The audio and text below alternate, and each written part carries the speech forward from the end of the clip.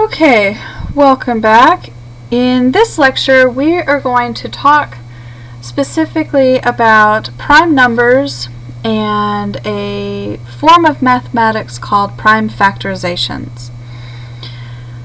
So first and foremost, we need to be able to look at what are factors of a number in general.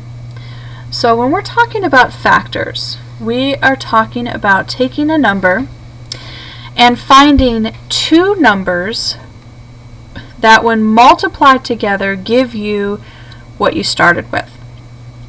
Okay?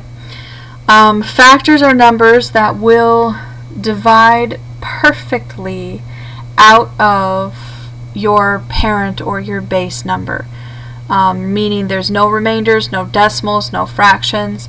It's a perfect number that comes out of it. Okay?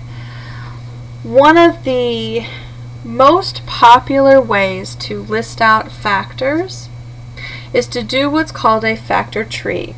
And a factor tree is just simply, if I want to list my factors of 48, my factor tree would start with 48, and out of it, it would have branches.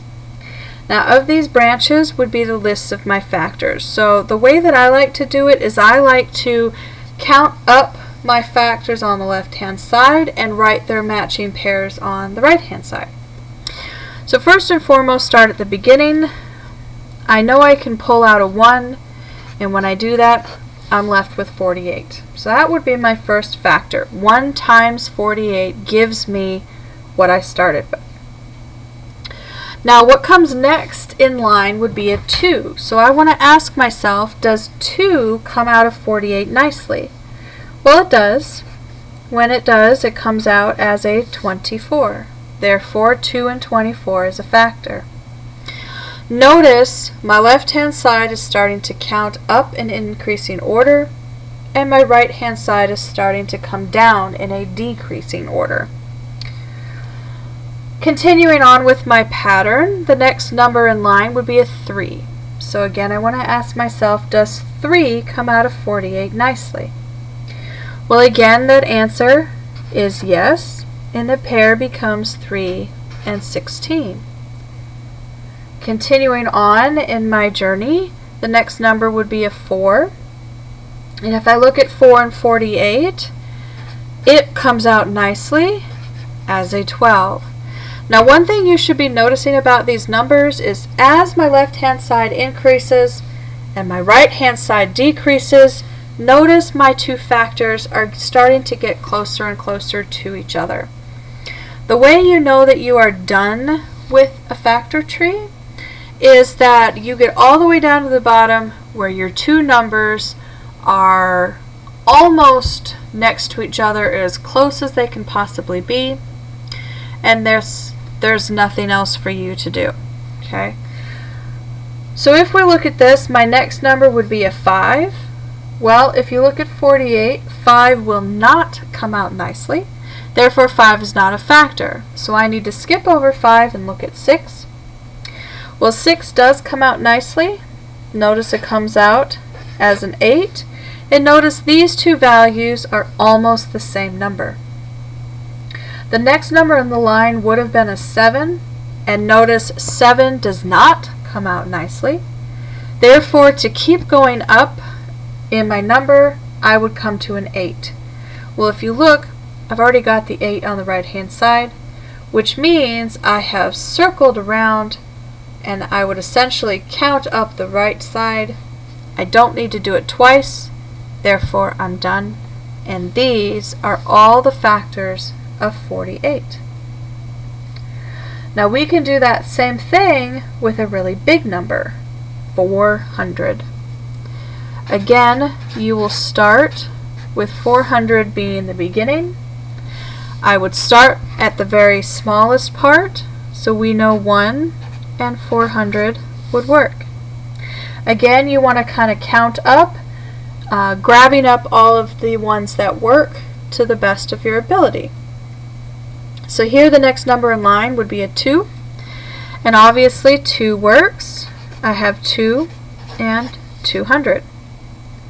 I then have a 3. So if you look, 3 is not going to come out of 400 nicely. So I have to skip 3 and go to 4. I can pull a 4 out, leaves 100 behind. Going to 5, 5 will work, which leaves 80 behind. 6 does not work, nor does 7, but 8 does. 8 would give me a 50. Then we have 9, which doesn't work, but 10 works, giving me 40. 11 doesn't work, 12 doesn't work, 13, 14, 15, none of those work. But if we get to 16, notice it gives me 25. And notice my numbers are getting closer and closer together. The last number that's going to work here is actually going to be 20, and when it comes out as a 20. Here, these two at the very bottom are the same number, which means we're done and have found all factors of 400.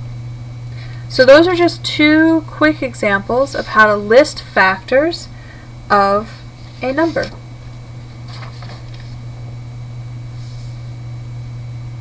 Now, with keeping factors in mind, another concept we have to look at is what's called multiples of a number. Multiples of a number is when you add by that particular number repeatedly. Okay, so we can find your multiples using two methods, either by counting or by multiplying your values in sequential order, meaning multiply your number by 1, 2, 3, 4, etc. So I want to find the first 6 multiples of the number 37. And so I am going to show you essentially both methods. The first method we're going to look at is your counting method.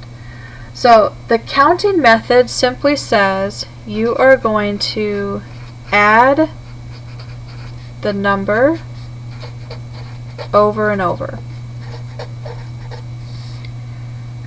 So in other words, I want to know the first 6 multiples. So that's going to be my first, second, third, fourth, fifth, and sixth. My first multiple is going to be where you start from. So this is 37. So then, to get to my second, I would do 37 plus 37. This is going to give you the result of 74.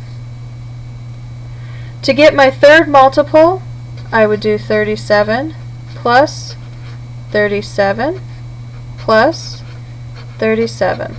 So notice third, I'm adding it 3 times. So this is going to give me 111. My fourth, 37 plus my 37 plus my 37 plus my 37 is going to give me 148. So notice again, my fourth multiple, I have added it 4 times. And the same with 5 and 6. So here you should get 185, and for 6 you should get 222. So I would suggest double checking me to make sure that I did it correctly. In order to state your answer, you need to list your actual multiples out.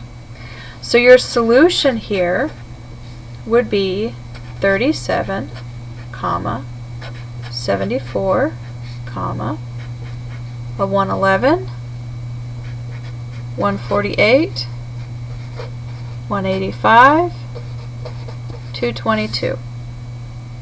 Okay. Now, the other method was to multiply by your value. So here we are going to multiply by the values 1, 2, 3, 4, 5, 6.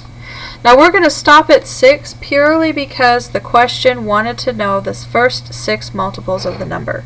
So here we're going to do the same thing. We've got 1, 2, 3. We then have 4, 5, and 6. So again, to start with, we're going to have where we want, so 37. My first multiple means we're going to multiply it by a 1. Gives me 37 as a result. My second multiple says take my number, multiply it by 2, which gives me 74. I then have to take my number and multiply it by 3, which gives me 111. I then have my number 37, multiply it by 4, gives me 148. Take my number, multiply it by 5, gives me 185. And lastly, take my number and multiply it by 6, gives me 222. Again, you would write its solution in the same way we did up here, which is to list out your numbers one right after another. So those are two methods that you can use in order to find and calculate multiples of a number.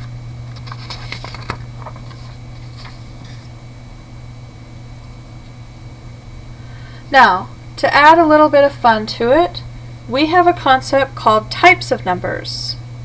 Okay, so we can actually classify our numbers into two categories. The first category is called a prime number. Prime numbers are any number that only has the factors 1 and itself. Means there are no other factors that you can find to come out of that number. Okay? So, for example, a good prime number would be 17.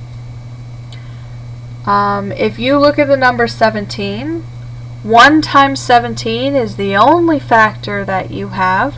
There is no other number combination that when multiplied together will give you 17 as an answer.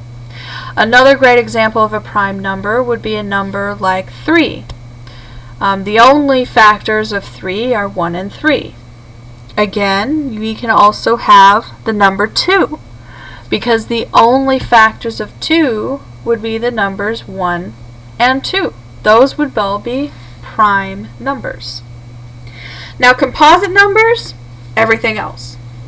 So if you have an additional factor beyond 1 in itself, then you're composite. So our numbers break down into just these two categories, and one of the things that you have to do is be able to identify if your number is prime or composite, and then be able to state an example. Okay, so one hint I can give you is never assume. When you look at a number, do not assume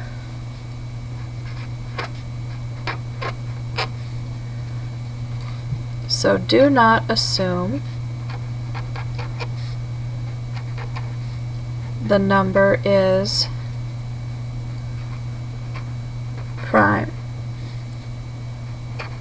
Instead, you must prove it. Okay? Do not assume. Now, the reason why that's the biggest advice I can give you is that some numbers, when you first look at them, appear as if they are prime. So, for example, I have the number 39. And I want to identify if it's prime or composite. Now, the instinct would be to say, oh, 39 is an ookie odd number, and so it's got to be prime. Well, you got to take a look. So always start by making a factor tree. So I have 1 and 39, I know that. But what I want to know is if I can find another combination. So the first thing I'm going to do is I'm going to look at 2. I'm going to run through my test of divisibility, and and use that as a basis to try and help me with my factors. Now, if you have no idea what the test of divisibility is, please make sure that you view my other video that is labeled Test of Divisibility, where I go over that in great detail. So here, my test of divisibility, I'm going to look specifically at 2, 3, 4, 5, 6, 9, and 10.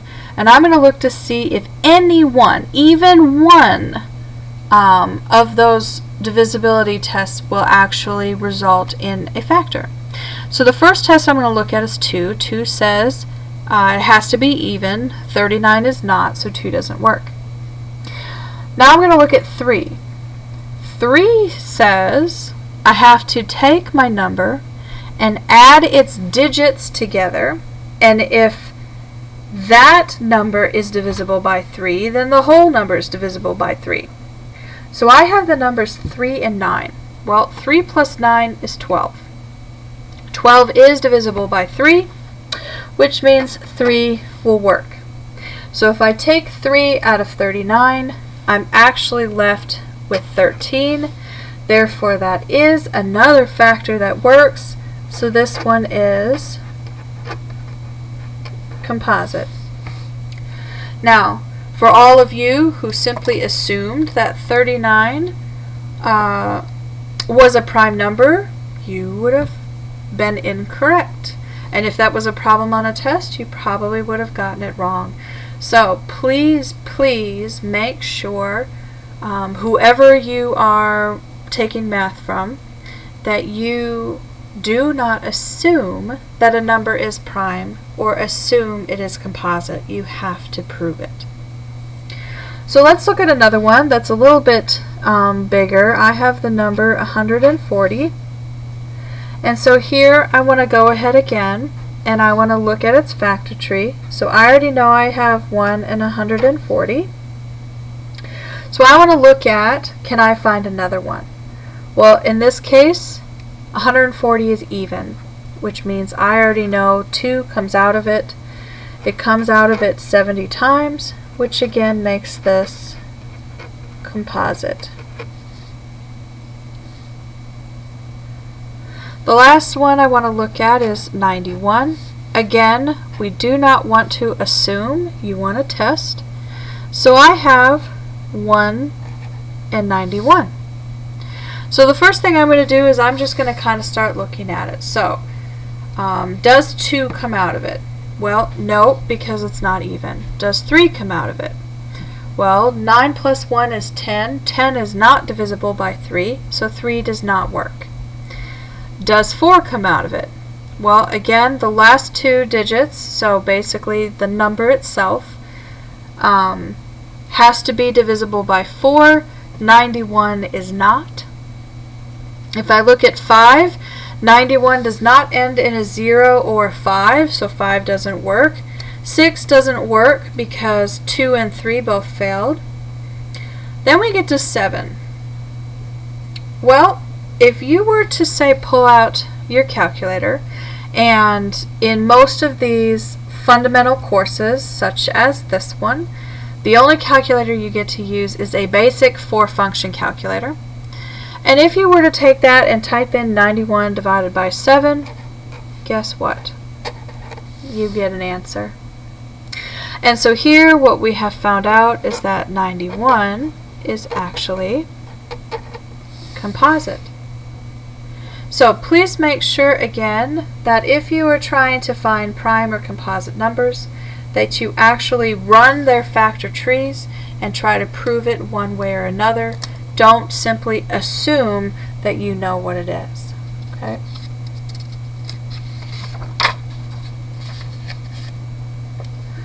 Alright, the last thing I want to touch base on is what's called prime factorization.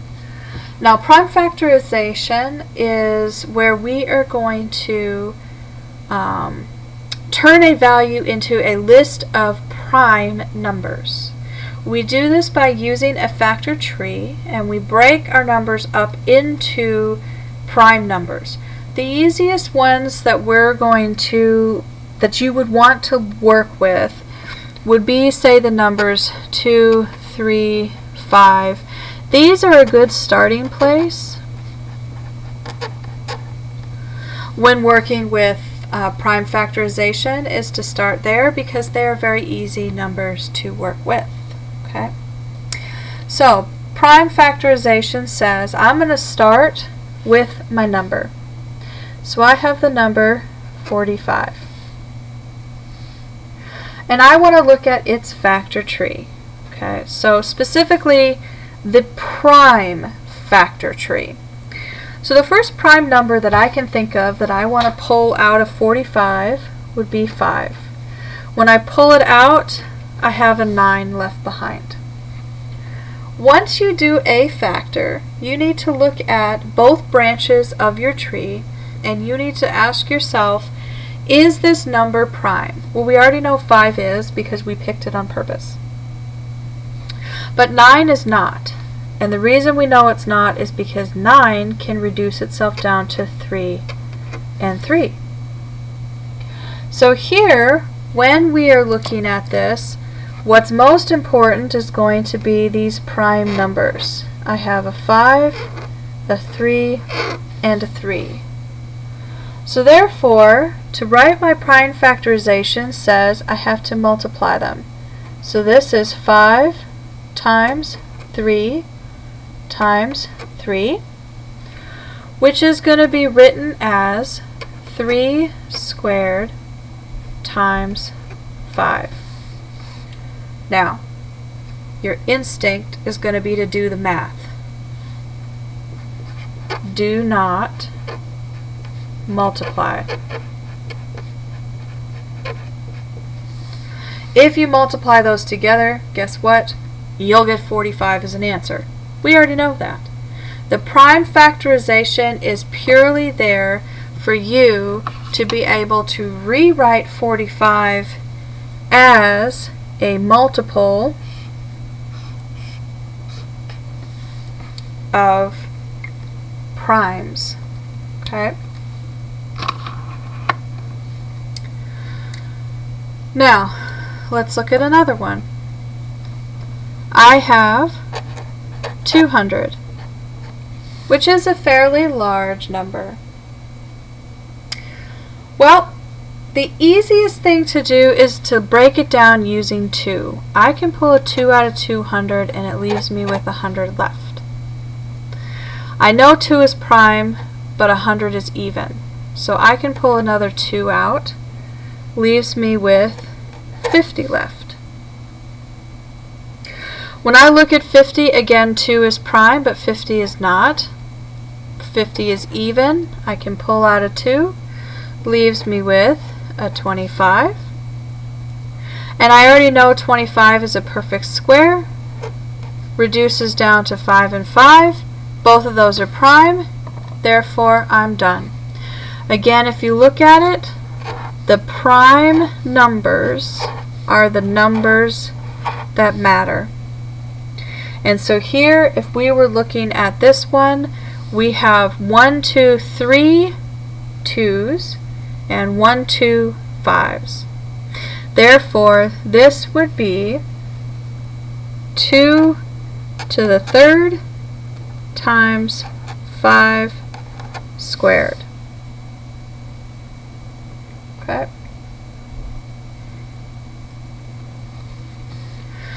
Now, the last one I wanted to look at is 6,435. And I wanted to do that because both of these factor trees are vertical, and I wanted to show you a horizontal tree. So a horizontal tree is the exact same thing, it just builds out horizontally instead of vertically. So when I'm looking at 6,435, that is a really large number. Well, don't be intimidated by it. Use some of those divisibilities. Again, remember, we want to start small. Looking at, say, 2, 3, and 5 is a great place to start. And one of the things that I know is that my number here ends in a 5, which means I automatically know I can pull the 5 out, And so I would use my calculator, pull 5 out, and I'm left with 1287. So now here again, this is not even, so I would look to see if I can divide it by 3. And in this case I can. If I pull a 3 out, it leaves me with 429. Again, I want to look at 429. Since I'm not even, I would look at 3. In this case, again, 3 works. So I would pull a 3 out, and it leaves me with 143. And in this case, don't assume that you're done. You need to work your factorization. And here, what you find out is that 143 is composite because it has 11 and 13. 11 is prime and so is 13, which means you're done. So again, here we've got 5, 3, 3, 11, and 13. So if we were to write my prime factorization here, start with your smallest. So we're going to have 3 squared times 5 times 11 times 13. And that, in a nutshell, is prime factorization. So, if you have any questions, please make sure to let me know. And remember that math is bananas. So just keep smiling, ask tons of questions, have lots of fun with your math, and as always, I'll see you next time.